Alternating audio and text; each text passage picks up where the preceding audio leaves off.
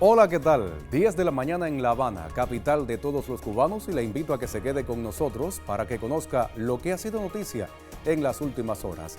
Listos para presentar una nueva emisión de Noticias.cu y lo hacemos en titulares. El presidente de la República, Miguel Díaz-Canel Bermúdez, asistió a la audiencia pública parlamentaria para conmemorar los 50 años del sistema del poder popular en Cuba.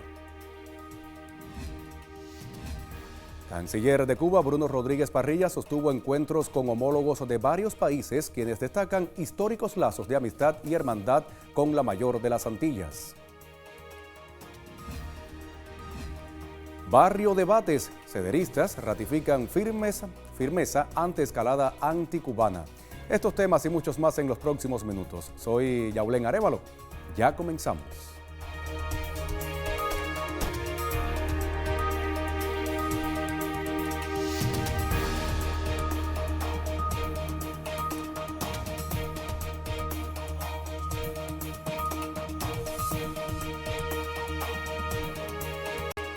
Lo anunciaba en titulares. En el Capitolio Nacional de La Habana se celebró este 24 de febrero una audiencia pública parlamentaria para conmemorar en medio siglo de existencia del sistema del poder popular en Cuba. La jornada estuvo encabezada por el primer secretario del Comité Central del Partido y presidente de la República, Miguel Díaz-Canel Bermúdez, junto al presidente de la Asamblea Nacional del Poder Popular y del Consejo de Estado, Esteban Lazo Hernández. La conmemoración de los 50 años del Poder Popular es, en palabras del presidente cubano Miguel Díaz-Canel Bermúdez, un llamado a la acción en defensa de la fuerza que emana del pueblo y que por medio siglo ha guiado el vínculo directo entre las políticas del Estado y las aspiraciones del barrio. Que este aniversario 50 sea entonces un punto de inflexión, no la meta, un momento para decir con serenidad y con firmeza que estamos dispuestos a cambiar todo lo que deba ser cambiado en la manera de funcionar de las instituciones, siempre que se trate de fortalecer la justicia social, la equidad y la participación consciente. Por esos 50 años de historia compartida, por el delegado que a diario anda el barrio transformando espacios y mentalidades, sin cansarse por más que pique el sol en las espaldas, por el pueblo que es único soberano, ¡viva el poder popular! Agregó que en estos 50 años el poder popular ha sido la voz de Cuba. Este es un día para mirar atrás con profundo sentimiento de respeto, pero sobre todo para mirar hacia adelante con la claridad que exigen estos tiempos. Porque en las condiciones del mundo actual, una celebración de 50 años no puede ser jamás un ejercicio de nostalgia. Tiene que ser ante todo un llamado a la acción. Nacido en 1976 como expresión de la voluntad popular y de la tradición independentista de la nación, el sistema del poder popular constituyó un elemento necesario para articular y unir a toda la sociedad, según expuso aquí Carlos Rafael Fuentes León, presidente de la Comisión de Atención a los Órganos Locales. Fue un espacio también para el homenaje al pueblo cubano, verdadero protagonista en la construcción del poder popular, y al comandante en jefe Fidel Castro Ruz, artífice de la institucionalización revolucionaria en el año de su centenario. Isabel Díaz González, Cubavisión Internacional. Avanzamos con otras informaciones. Y Barrio Debates por el deber patrio y antiimperialista comenzaron en localidades de toda Cuba, encabezados por los comités de defensa de la revolución, para denunciar la escalada contra Cuba del gobierno de Estados Unidos. En el efectuado en Las Canteras, municipio capitalino de Playa, estuvieron como panelistas los héroes de la República de Cuba, Gerardo Hernández Nordelo, coordinador nacional de los comités de defensa de la revolución, y Fernando González Llor, presidente del Instituto Cubano de Amistad con los Pueblos. Vivieron en el monstruo y le conocieron las entrañas, parafraseando al héroe que unió, bajo la guía del Partido Revolucionario Cubano, a los patriotas de hace 131 años para iniciar la guerra necesaria por la independencia de la patria.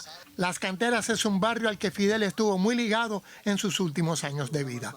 De ahí el mensaje de los vecinos. Comandante, los ilusos piensan que cuando no estés, tendrán a Cuba a sus pies esclavo de sus abusos. 7 vecinos obtusos que han hecho el famoso informe no saben la fuerza enorme. Cuando no estés, comandante, estará un pueblo gigante que se pondrá tu uniforme. Como dijeron esos dos grandes héroes sentados aquí, hay un imperio que nos quiere tragar. Hay un imperio que piensa que los cubanos somos débiles y no somos débiles para nada. Cada día que pasa les seguiremos demostrando a ellos que Cuba es invencible. La integrante del Comité Central del partido y jefa de su oficina de atención al UJC y las organizaciones de masas, Maride Fernández López, asistió al barrio debate efectuado en las canteras por el Deber Patrio y Antiimperialista. Les proponemos hacer una primera pausa informativa en nuestra emisión. Al regreso haremos el habitual recorrido por las páginas condominio.cu. Quédese con nosotros, la señal de Cubavisión Internacional.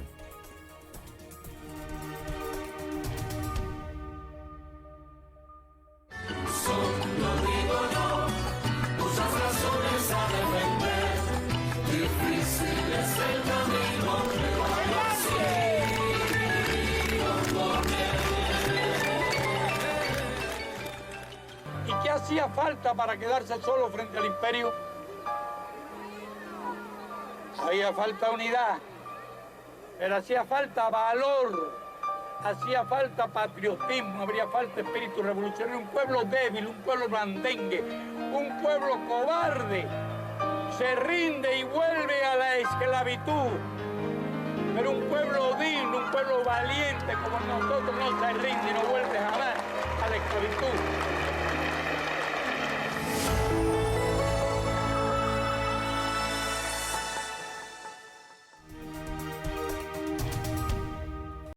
Ya volvemos, momento de abrir en pantalla sitios digitales condominio.cu, otros temas que marcan la agenda informativa en Cuba. Comenzamos nuestro recorrido y lo hacemos desde el sitio web de X de nuestro canciller Bruno Rodríguez Parrilla. Ya ven en pantalla y argumento esta información como parte de su programa de actividades en el segmento de alto nivel del 61 periodo de sesiones del Consejo de Derechos Humanos. El canciller de Cuba, Bruno Rodríguez Parrilla, sostuvo reuniones con los cancilleres de Palestina, Kirguistán y Timor-Leste, con quienes destacamos los históricos lazos de amistad existentes entre nuestros pueblos. Igualmente, el representante de la diplomacia de la Mayor de las Antillas se reunió con Tatiana Balovaya, directora ejecutiva de la ONU en Ginebra. Durante el encuentro, Bruno Rodríguez reiteró el compromiso de Cuba con el multilateralismo y la promoción y el respeto de los propósitos y principios de la Carta de la ONU y el derecho internacional. El diplomático cubano dialogó además con Rebeca Ginspan, secretaria general de la Conferencia de las Naciones Unidas sobre Comercio y Desarrollo. Seguimos el recorrido desde la red de redes. Vamos ahora hasta Cuba Minrex. Ellos informan lo siguiente: Solidaridad con Cuba en Austria realizó donativo destinado al proyecto energético del Cardiocentro Pediátrico William Soler. La Asociación de Amistad Austria-Cuba realizó una donación de 10.000 euros destinada al proyecto de Medicuba Europa, que contribuirá a la instalación de paneles fotovoltaicos en el cardiocentro del Hospital Pediátrico William Soler en La Habana. El proyecto, impulsado por Medicuba Europa, tiene como objetivo garantizar la estabilidad energética del cardiocentro, una institución de referencia nacional que atiende a niños y niñas con cardiopatías congénitas y otras afecciones cardiovasculares complejas. La instalación de paneles fotovoltaicos permitirá asegurar el funcionamiento ininterrumpido de equipos vitales, quirófanos y unidades de cuidados intensivos, especialmente en el contexto del recrudecimiento del bloqueo económico, comercial y financiero impuesto por Estados Unidos, que dificulta el acceso a combustibles y también piezas de repuesto. Pasamos a otras informaciones. Ahora le comento lo siguiente. Embajador de Cuba presenta cartas credenciales ante la directora ejecutiva del Programa Mundial de Alimentos. El embajador de Cuba en Italia y representante permanente ante los organismos de las Naciones Unidas con sede en Roma, Jorge Luis Cepero Aguilar, presentó sus cartas credenciales ante la directora ejecutiva del Programa Mundial de Alimentos, Cindy McCain, en ceremonia celebrada en la sede de esa organización. Durante el cordial encuentro, el diplomático cubano trasladó el agradecimiento del gobierno y pueblo de Cuba al PMA por su apoyo y acompañamiento, así como por su respuesta oportuna ante situaciones de emergencia y tareas de recuperación. En tal sentido, subrayó la asistencia inmediata y sostenida brindada por el programa a las comunidades más afectadas por el huracán Melissa en el oriente de nuestro país. Ambas partes constataron la disposición de continuar fortaleciendo las relaciones y ampliando la cooperación. Ya con esta información ponemos punto final al recorrido que hacemos por las páginas condominio.cu. Les sugiero que se mantenga en sintonía. Vamos a hacer una segunda pausa informativa. Quédese con nosotros, ya regresamos.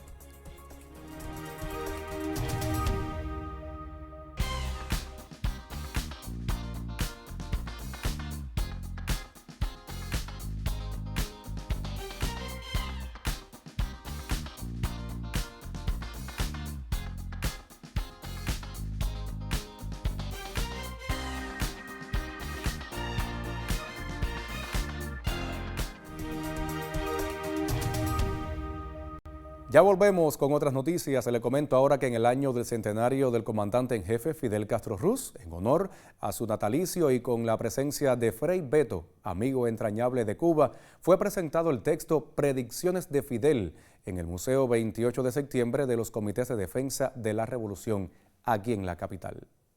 El Museo 28 de septiembre de los Comités de Defensa de la Revolución fue escenario del encuentro con el teólogo brasileño Frei Beto y la presentación del texto Predicciones de Fidel, prologado por este gran amigo de Cuba. Bueno, yo estoy convencido que la mayor amenaza a la seguridad de Estados Unidos se llama Donald Trump. Esa es la grande amenaza, ¿por qué? Porque ese hombre es un dictador nato. Ese hombre se siente como Calígula, imperador del mundo. Pero la historia lo va a enseñar que él no tiene razón y que él no tiene todo ese poder, como ya ha enseñado a generaciones pasadas de yanquis. La presentación de este libro hace honor a Fidel, pues fue un profeta de la injusticia global, previsor de innumerables acontecimientos nacionales e internacionales. Durante el encuentro, Frei Beto compartió criterios de la amistad entre el líder de la revolución y acerca de la actualidad que enfrenta la mayor de las Antillas, quien a su vez destacó la vigencia del pensamiento fidelista en el complejo escenario internacional actual.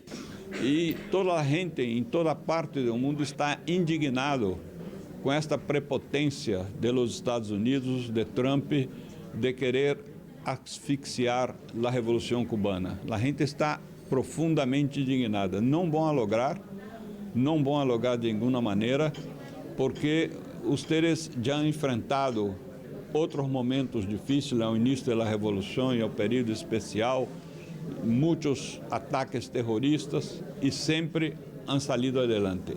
Fidel no era adivino, era un lector incansable de la realidad. Sus predicciones sobre el orden mundial, la crisis ecológica y las desigualdades no eran magia, eran ciencia y profunda conciencia histórica, expresó Frei en una ocasión. Entonces yo estoy muy confiante y esta solidaridad espera de ustedes la respuesta, que ustedes sean coherentes com esta revolução e com o projeto político liberador que han asumido. El texto presentado funciona como un manual para descifrar los desafíos geopolíticos contemporáneos desde la óptica del líder cubano. Vilma Vilena Hernández, Cubavisión Internacional.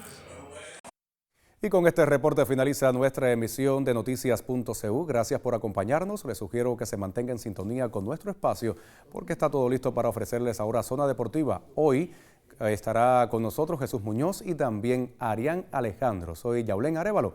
Gracias por acompañarme.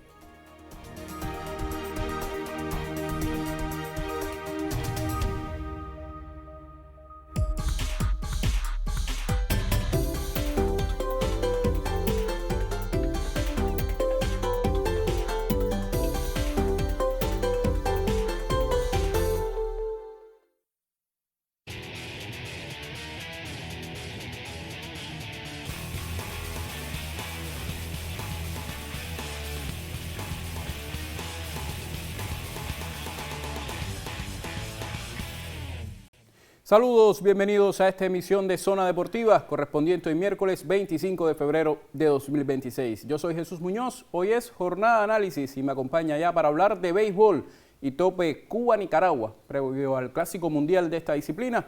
Arián Alejandro, ya le doy la bienvenida. Saludos, Jesús, un placer compartir contigo, por supuesto, con todo el colectivo y los que están con nosotros a través de Zona Deportiva en la pequeña pantalla, y por supuesto que es el comentario por estos días lo que más suena en el público cubano, este tope con Nicaragua, que tiene una victoria para Cuba, un empate, aunque aquí yo creo que los triunfos es lo de menos.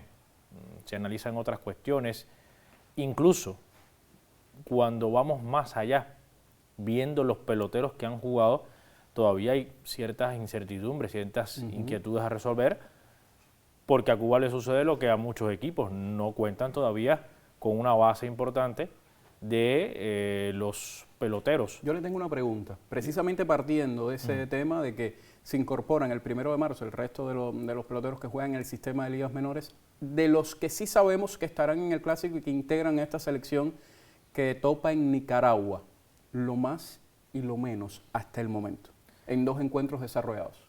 Yo creo que si uno de los 2 encuentros, la Serie de las Américas, a mí de lo más me parece Alfredo Despaigne, uno de los puntos más altos. Coincido. Y lo menciono ¿por qué? Porque había mucha duda con un pelotero que es verdad que tuvo una serie nacional muy discreta, muy por debajo de lo que es Alfredo Despaigne, que ya ha visto pasar quizás sus mejores momentos, que fue incluido se hablaba mucho del aspecto del liderazgo y de lo que significa a su 5º clásico, siendo el líder de jonrones en este tipo de eventos, con un total de 7, que ojalá, y abro un paréntesis, ojalá se hubiese pensado así en 2023 con Frederick Cepeda, ojalá, pero bueno. Se hubiera podido utilizar el mismo argumento, y Cepeda yo creo que en ese momento estaba con incluso un rendimiento mejor. todavía estable. No, estaba incluso mejor, es que el rendimiento de ambos en los últimos años Cepeda ha sido mucho mejor, pero bueno, ese es otro debate.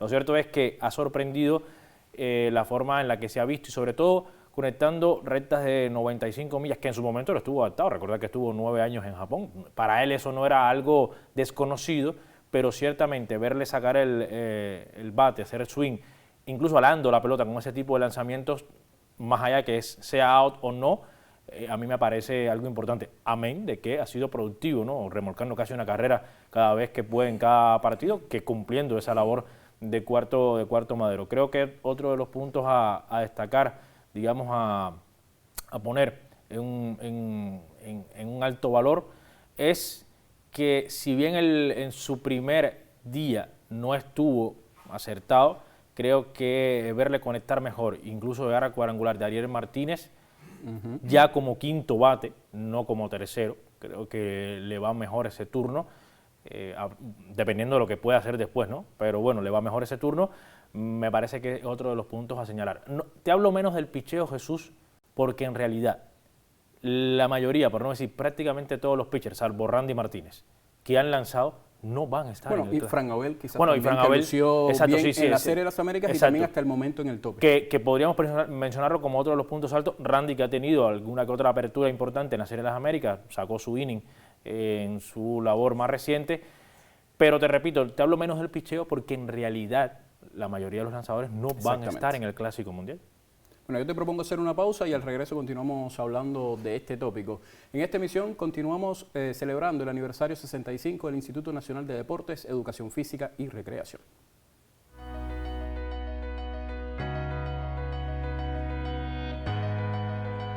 ...65 años de la creación del INDER y más de 50 de la creación de la EPEF, Escuela de Profesores de Educación Física, en la que estamos ahora aquí. Yo estoy cursando mi 3er y último año en esta hermosa carrera. He conocido a personas maravillosas aquí, mis profesores, en general todos los trabajadores y compañeros que he hecho aquí, no los cambiaría por nada. Aparte, fuera de mi formación como profesora, con mi formación profesional, ha aportado a mi vida.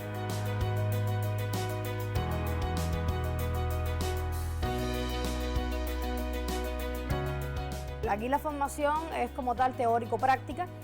La parte teórica pues es dentro de un aula, como conocemos las clases normalmente, tomamos notas, las técnicas, el procedimiento para realizar actividades deportivas, y la parte práctica pues se realiza en el área, en el terreno que tenemos allá abajo.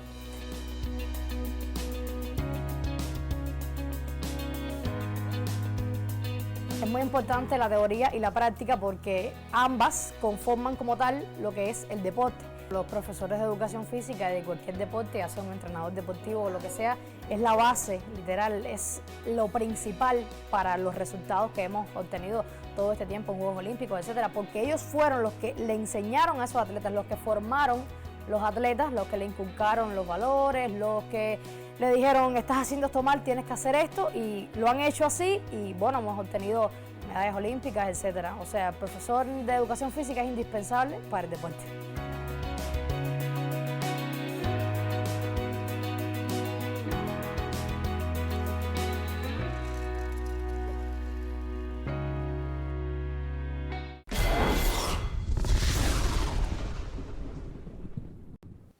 Y Arián Alejandro decía que Despaine había sido cuestionado antes, digamos, de comenzar Serie de las Américas, Tope Cuba-Nicaragua, pero también se cuestionó mucho la inclusión de Lionel Moas en el equipo al Clásico.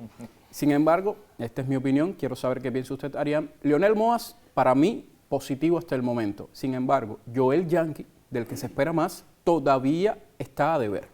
Y sobre todo en el aspecto defensivo. De hecho, creo que queda señalado en ese primer partido el cambio. Incluso lo demuestra de los pocos cambios que hizo Germán en ese primer partido, y es verdad que Lionel Moas también un poco, salvando distancias, ojito con lo que voy a decir, salvando distancias, me recuerda a ese tipo de peloteros rumbo al primer Clásico Mundial, como Yohandri Arlobo, que era un pelotero desconocido hasta cierto punto, no desconocido en el ámbito nacional, desconocido en los equipos Cuba, porque el resto de peloteros, Michel Julieski, Cepeda, Pedro Luis Lazo, eran peloteros más que conocidos en ese entorno, Alexei Ramírez, Carlos Tavares, pero bueno, Yohandri Arlobo, que fue de lo mejor de Cuba, no era de los que tenía más focos encima.